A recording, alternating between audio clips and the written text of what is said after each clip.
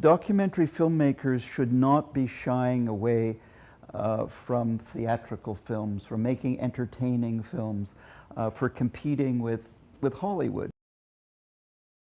We should be looking beyond television and television documentaries and television financing as the primary venue in terms of films being a tool for social change. And so I feel I really operate in that kind of strand of documentary filmmaking, trying to make big picture film essays that are entertaining. And that's what we tried to do with Surviving Progress.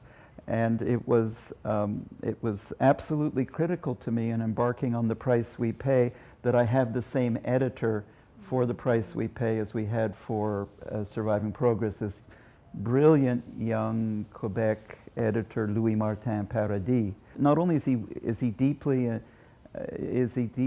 informed about and interested in politics and economics, but he's also a gifted craftsperson, and he's very musical. There was a sense that this would be a film essay that was a cinematic experience, so that it would engage audiences at many levels.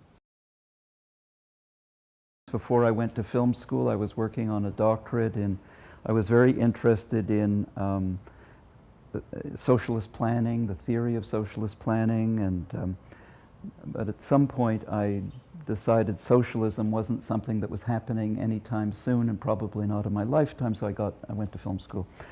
Anyways, but as well versed as I was in economics, I'd never really thought about taxation. I mean, there were those two issues, like all of us, you know, death and taxation. You try to keep them as far away from as possible, and I didn't think it was a particularly glamorous subject.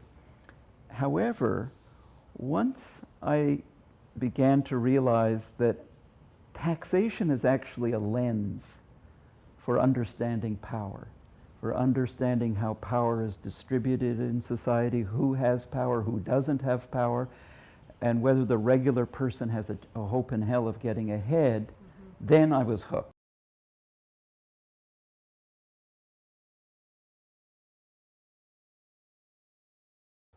It's an audience that is concerned with, first of all, understanding the forces at play that are creating the predicaments we're in, and having seen that, to become involved in forms of public pressure, activism, outrage that are directed to different ways of reversing these trends.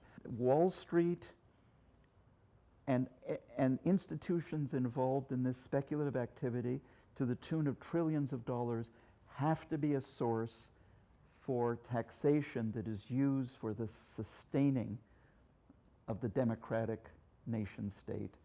Of course, in the end, we want to go much farther than that, because in the end, we must a sustainable future is going to require more than sustaining capitalism. We have to preserve democracy. Certainly the view of this filmmaker that we have to move into a post-capitalist future.